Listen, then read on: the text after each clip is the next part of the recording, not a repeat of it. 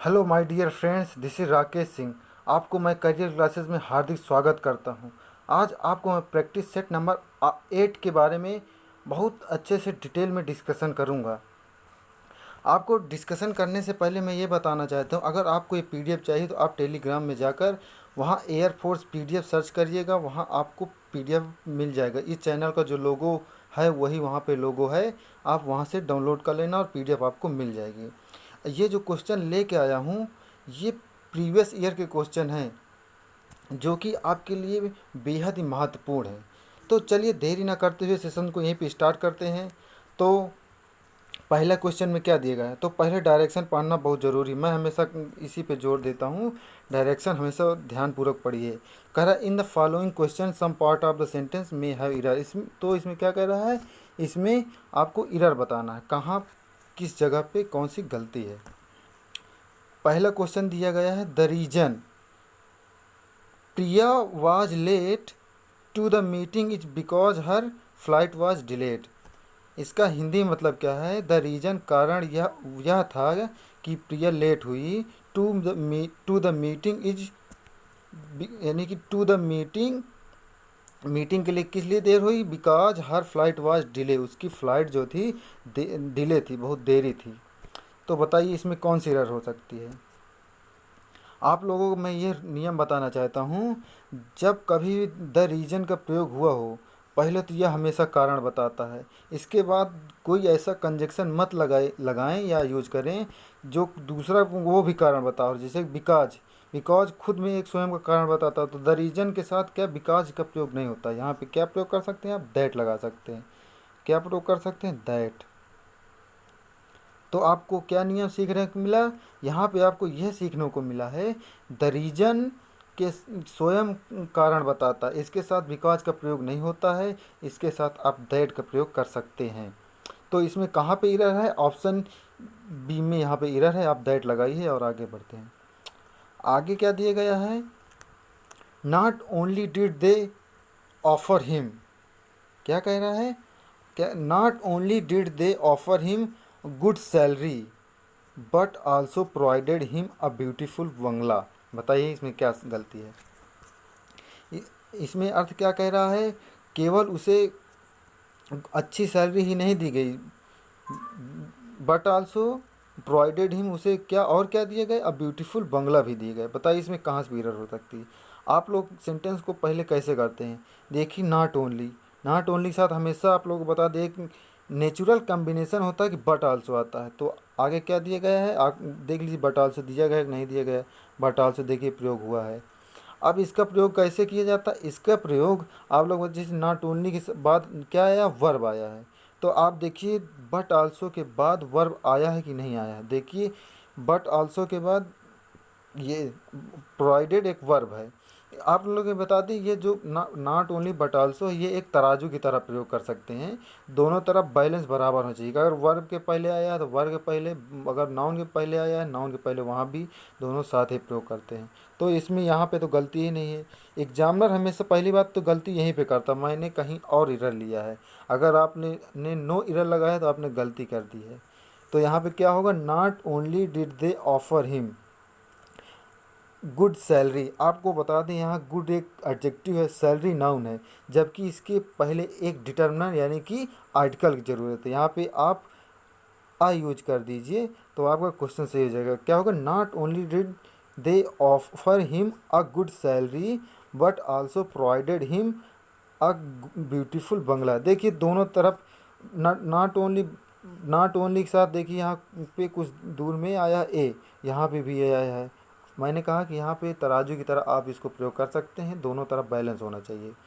Not only but also का natural combination होता है। एग्जामिनर पहली बात तो यहीं पे गलती खेलता है, एयरफोर्स में तो यहीं पे गलती खेलता है।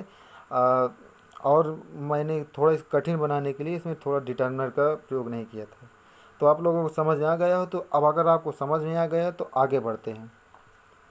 आगे क्या दिया गया है, कह रहा है द आफ्टर मॉर्निंग, सुबह के बाद सी ओक, वह उठी to the first ray of light, प्रकाश की पहली किरण के साथ वह उठी through the window.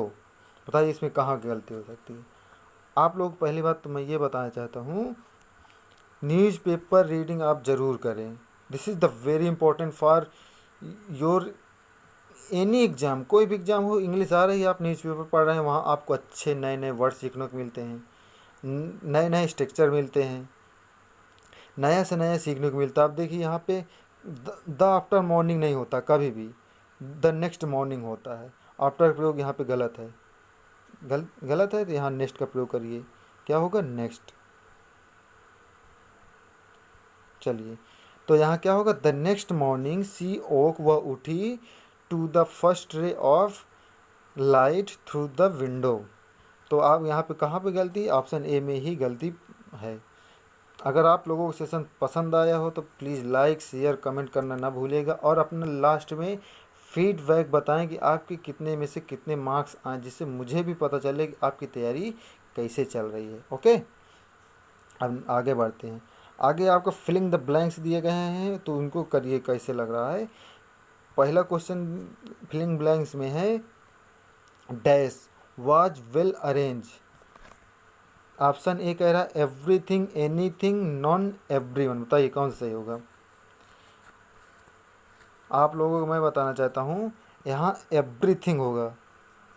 Everything was well arrange, प्रत्येक वस्तु अच्छे से अरेंज कर दी गई थी। एनीथिंग, एनीथिंग नहीं होगा। एवरीवन तो मान लो समबडी के लिए प्रयोग होता है, किसी प्रॉपर नाउन समबडी हो, पर्सन के लिए प्रयोग होता है। तो यहाँ पर्सन को यानी कि किसी को अरेंज नहीं किया जा सकता, नन किसी को नहीं अरेंज किया, कोई सेंस नहीं दे। Everything is the most appropriate answer. तो कौन सा सही होगा, option A is the right answer. Next आगे बढ़ते हैं।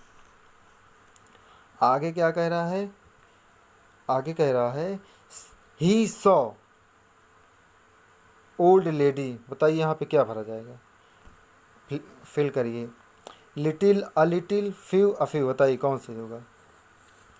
हाँ, मैं आप लोगों को little, a little, the little का प्रयोग पहले बता दे रहा हूँ, जिससे आपको कुछ समझ में आ जाए। आप little, a little, the little में समझिए क्या अंतर। लिटिल का प्रयोग हमेशा कहाँ पे करेंगे, आप लिटिल का प्रयोग हमेशा कहाँ पे करेंगे, अनकाउंटेबल नाउन के साथ। अब फ्यू का प्रयोग काउंटेबल नाउन के साथ। ओके, लिटिल, लिटिल का प्रयोग कहाँ पे करेंगे, लिटिल का प्रयोग वहाँ पे करेंगे जहाँ पे अनकाउंटेबल हो। अब फ्यू, फ्यू, द फ्यू कहाँ करेंगे, जहाँ काउंटेबल नाउन हो, जहाँ पे गिना जा सके। लिटिल का अर्थ क्या होता है, इसका मतलब होता है न के बराबर, यानी कुछ भी नहीं। कहे जैसे कह दी जाए ही हैज़ लिटिल मनी, यानी कि उसके पास पैसा है ही नहीं, यानी कि लिटिल मनी कुछ पैसा है, यानी कि है ही नहीं। वहाँ पे आप कह सकते हैं ही हैज़ लिटिल मनी। आप जैसे ये कह देंगे he has a little money, इसका मतलब ये हो कि उसके पास कुछ पैसा है। जैसे द लिटिल मनी कर देंगे तो उसका मतलब उसके पास जो पैसा पर्टिकुलर, आप उसमें द जब का प्रयोग हो जाता है तो वो निश्चित हो जाता है, यानी कि उसके पास 1,000 रुपये हैं, तो वो निश्चित होगा द लिटिल का, यानी कि वहाँ प्रयोग करेंगे। अ फ्यू, द फ्यू इसी तरह होगा, लेकिन वो काउंटेबल नाउन के साथ होगा।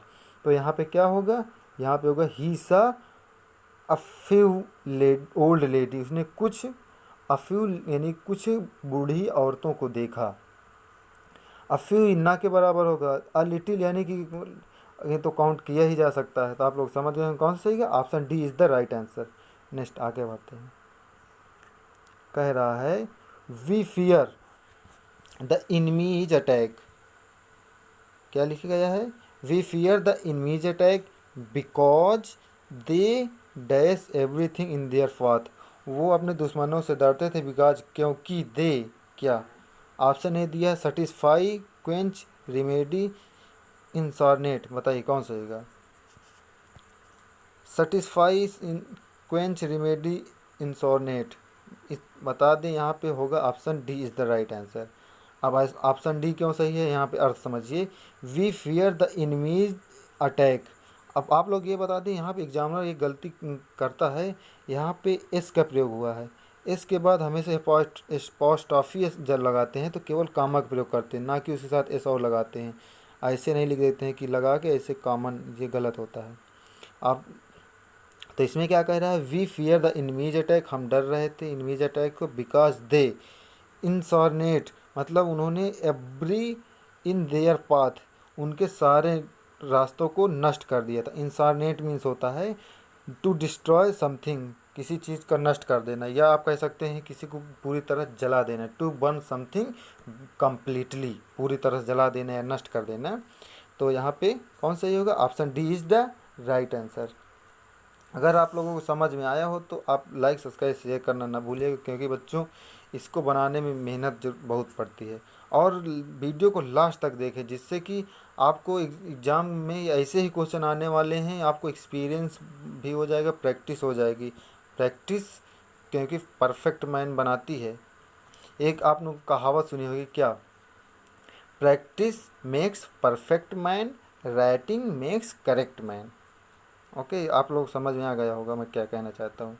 तो ऑप्शन सी रिमेडी मीन्स क्या होता है, इसका मतलब होता है टू करेक्ट या इम्प्रूव समथिंग, किसी चीज़ को करेक्ट करना या सुधारना। क्वेंच मीन्स प्यास बुझाना, सेटिस्फाई में संतुष्ट या प्यास बुझाना। आगे बढ़ते हैं, आगे आपको बेस्ट एक्सप्रेस बताना है, सिनोनिम्स बताना है। तो आप बताइए रवेज मीन्स क्या होता है, बताइए रवेज मीन्स क्या होता है। इसका मतलब ये होता है किसी चीज़ को कम्प्लीटली डिस्ट्रॉय करना, टू डिस्ट्रॉय कम्प्लीटली, नष्ट कर देना। सिनोनिम्स बताना है, डेवस्टेट, वाइन, रिक्वेस्टेंट, प्रोपेगेट। बताइए कौन सही होगा। इसमें option A is the right answer. कौन सही होगा, ऑप्शन ए। इसका मतलब भी यही होता है, पूरी तरह से नष्ट कर देना। वाइन का मतलब क्या होता है, इसका मतलब होता है टू कंप्लेन इन इनोइंग, यानी कि आप चिढ़कर किसी को कंप्लेन करते हैं। इसका मतलब क्या होता है, to complain because of you are annoy, you यानी कि आप बहुत ज़्यादा चिढ़े हुए हैं, यानी गुस्से में हैं, इसलिए किसी से कंप्लेन कर रहे हैं उसके बारे में। रिक्वेसाइट मीन्स क्या होता है, इसका मतलब टू नेसेसरी, बहुत ज़्यादा जो इम्पोर्टेंट हो, जो आपके लिए ज़रूरत हो। Something that you are need for a particular purpose, बहुत ज़्यादा नीड, आवश्यकता हो। प्रोपागेट मीन्स होता है आपको प्रचार, आप इलेक्शन लड़ रहे हैं तो आप क्या हथकंडा अपना रहे हैं इलेक्शन लड़ने के लिए, वही उसे कहते हैं प्रोपागेट या प्रोपोगंडा भी कह सकते हैं। तो इसमें option A is the right answer. चलिए आगे बढ़ते हैं। आगे क्या था, जज्यून, इसका मतलब क्या होता है, इसका मतलब बताइए जज्यून। ऑप्शन ए दिया है डिलीजेंट, टॉयल, नैक, डल। बताइए इसका मतलब क्या था। जज्यून मीन्स होता है नीरस, आप कह सकते हैं नॉट इंटरेस्टिंग। इसका मतलब क्या होता है, नॉट इंटरेस्टिंग, इंटरेस्टिंग। चलिए आप लोग समझ गए होंगे, यानी कि डल। आप दूसरी मीनिंग क्या यूज़ करते हैं, डल, नीरस। या काउच पटेटो आप इंग्लिश में यूज़ कर सकते हैं, जो आदमी घर में पड़ा रहता है, कोई मतलब नहीं रहता, टीवी देखता है, तो वो भी यूज़ कर सकते हैं। तो आपको क्या बताना है यहाँ पे, सिनोनिम बताना। सिनोनिम कौन सही होगा, डल आपको दिया भी गया है, यानी option D is the right answer. Toil means क्या होता है, कठिन परिश्रम करना। नैक मीन्स होता है टू स्किल, आप किस में क्या स्किल है। डिलीजेंट, परिश्रम। ये मीनिंग बहुत ज़्यादा बार पूछी गई हैं बच्चों, एयरफोर्स में बहुत ज़्यादा, नेवी में भी वो कई बार रिपीट हुआ है, तो मैंने प्रीवियस ईयर से वहीं से ले लिया है। चलिए आगे क्या दिया गया है बताइए। प्ले बिसाइट मीन्स क्या होता है, इसका मतलब क्या होता है, इसका मतलब होता है जनमत संग्रह। इसका सिनोनिम्स बताना है तो referendum is the right answer. कौन सा होगा, रिफरेंडम, और इसका दोनों का मतलब होता है जनमत संग्रह। अब ये जनमत संग्रह कहा कि आप, यानी कि a group of people who, यानी कि a group of people who elect a member, किसी को मान लो कोई ग्रुप पीपल है, वो अपना एक पर्टिकुलर जगह में यानी कि मत कर रहे हैं, वही कहते हैं जनमत संग्रह। इम्पेरियलिज्म मतलब क्या होता है, इसका मतलब साम्राज्यवाद। नेपोटिज्म इसका होता है, इसका मतलब भाई भतीजावाद। भाई भतीजावाद का मतलब होता है जैसे पुराने ज़माने में राजा के बेटे ही हमेशा राजा हुआ करते थे, इसे कहते हैं नेपोटिज्म। जैसे कि आजकल बॉलीवुड में चल रहा था, मान लो बहुत ज़्यादा न्यूज़ में है, वहीं से मान लो ये उठाए गए सब। बॉलीवुड में चल रहा है कि इसका बेटा यही हीरो बनेगा, वही वहीं से मैंने उठा लिया है। एक्सपेंशनिज्म मीन्स क्या होता है, विस्तारवाद। जैसे कि चाइना इस समय काम कर रहा है, वही मैं वहीं से उठाया हूँ न्यूज़पेपर से। एक्सपेंशनिज्म मीन्स क्या होता है, विस्तारवाद। जैसे कि वो लेह लद्दाख में झगड़ा चल रहा है, तो वहीं से मैंने उठाया कि ये लोग विस्तारवाद बढ़ा रहे हैं। जब अपने प्राइम मिनिस्टर नरेंद्र मोदी ने भाषण दिया था वहाँ पे नीमू में जाकर, लेह लद्दाख नीमू जगह, वहाँ पे भाषण दिया, तो वहीं पे उन्होंने बताया था कि उन्होंने वहीं पे कहा था द एक्सपेंशनिज्म इज ओवर, यानी कि ये विस्तारवाद ख़त्म हो चुका है, अब नहीं चलने पाएगा। वहाँ पे आप लोगों ने भाषण सुना होगा तो मज़ा आया होगा। तो चलिए आगे बढ़ते हैं। तो इसमें रेफरेंडम प्लेबिसाइट दोनों सिनोनिम्स होंगे। तो आपको आगे बताना है choose the opposite meaning. Opposite meaning आप बताइए। स्क्रिम्प मीन्स क्या होता है, इसका मतलब होता है कंजूस, जो पैसा न खर्च करे उसे कहते हैं कंजूस। स्किम्प मीन्स कंजूस। कंजर मीन्स जो संरक्षण करता है, इसका मतलब वो भी कंजूस टाइप में, चाहे सिनोनी में चला जाएगा। स्क्वांडर मीन्स बहुत ज़्यादा खर्चीला। कर्टेल मीन्स बचाना, यानी कि कम करना। Squander is the right answer. तो कौन सही होगा, C. Option C is the right answer. Scrimp means क्या होता है, कंजूस होता है।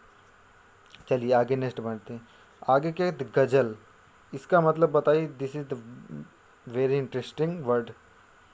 क्या गज़ल मीन्स क्या होता है, इसका मतलब होता है to drink something quickly in a large amount. बहुत ज़्यादा आप पी जाना, पानी वानी लार्ज अमाउंट बहुत ज़्यादा पी जाना, उसका मतलब होता है गज़ल।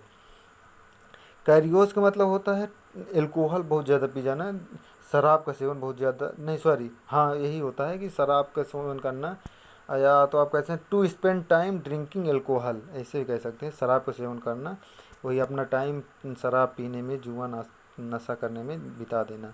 स्टार मीन्स होता है भूखा। तो ऑप्शन कौन सी होगा, इसमें एंटोनिम होगा स्टार। बहुत ज़्यादा खाना पीना, स्टार भूखे रहना, यानी कि एक दूसरे की क्या हो गए, एंटनी हो गए। इम्बाइब मीन्स होता है सोखना। इम्बाइब मीन्स क्या होता है, एब्जॉर्व करना, सोख लेना अंदर, उसे कहते हैं इम्बाइब। क्वाफ मीन्स क्या होता है, इसका मतलब भी होता है बहुत ज़्यादा, लार्ज अमाउंट में पानी पी जाना, बहुत ज़्यादा से पी जाना, उसे कहते हैं क्वाफ।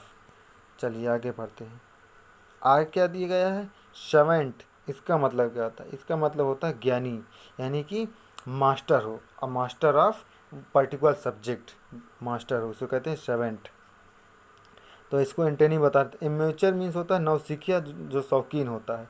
नर्ड, नर्ड मीन्स भी होता है जो एक पर्टिकुलर सब्जेक्ट में विशेषज्ञ हो, बहुत डिग्री लिए गए हो, पीएचडी किया हुआ हो, उसे नर्ड कहते हैं। डिम्योर मीन्स क्या होता है, इसका मतलब होता है behaving in a way that does not attracted. किसी को यानी किसी को अट्रैक्ट करना, लेकिन वो अट्रैक्ट नहीं हो रहा, ऐसा बिहेव करना कि कोई अट्रैक्ट हो जाए, बट वो अट्रैक्ट नहीं हो। स्पेशली ये लेडीज़ के लिए, यानी कि हाँ लेडीज़ के लिए प्रयोग होता है कि आप लेडीज़ को कैसे, आप कोई जेंट्स यानी कि अट्रैक्ट करता है, उसी के लिए प्रयोग होता है। एलूफ मीन्स होता है दूर, अ डिस्टेंस, लॉन्ग डिस्टेंस, या आप कह सकते हैं नॉट फ्रेंडली, जो फ्रेंडली ना हो उसे कहते हैं एल्यूफ। तो इसमें कौन सही होगा, option A is the right answer, क्योंकि इसका मतलब होता है विशेषज्ञ, यानी एक्सपर्ट, जो एमेच्योर मीन्स जो नौसिखिया हो। तो आगे बढ़ते हैं। आगे आपको ईडियम्स दिया गया है, ईडियम्स बताइए। बताइए इसमें कौन सा, to wrangle over an ass's shadow, बताइए इसका मतलब क्या होता है। आप यहाँ पे देखिए एसेस, मैंने बताया था कि वहाँ अगर एस हो तो पोस्ट ऑफिस आगे लगता, बट ये है कि ईडियम्स है, इसमें अपना दिमाग लगाने की कोशिश ना करें।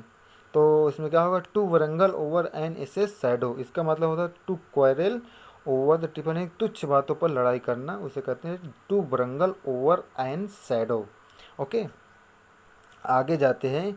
आगे क्या दे, डंप स्क्विब, इसका मतलब क्या होता है, एक्चुअली में इसका मतलब ये होता है किसी के ऊपर कम इम्प्रेसिव हो पाना, यानी कि इम्प्रेस छाप न छोड़ पाना, यानी कि फेल हो जाना कि इम्प्रेस करने में किसी को, लेस इम्प्रेसिव जैसे कहते हैं। तो इसमें कौन सा सही हो सकता है, इसमें आप लोग को ये बता दें, इसमें होगा, देखिए ऑप्शन क्या कह दीगा, टू वेस्ट मनी, ये तो नहीं होगा। टू मोटिव, ये भी नहीं। कंप्लीट नॉलेज, यही option A is the right answer, क्योंकि यही थोड़ा सेंस दे रहा है। तो इसमें कौन सा होगा, डंप स्क्यूब मीन्स होता है लेस इम्प्रेसिव या कंप्लीटली फेल। चलिए बस बच्चों, आज के सेशन में बस इतना ही। अगर आपको वीडियो पसंद आया तो प्लीज़ लाइक, सब्सक्राइब, शेयर करना ना भूलिएगा। बस आप अपनी पढ़ाई को कंटिन्यू रखें। आपके एग्ज़ाम कभी भी हो सकते हैं। चलिए बच्चों, टेक केयर, बाय बाय।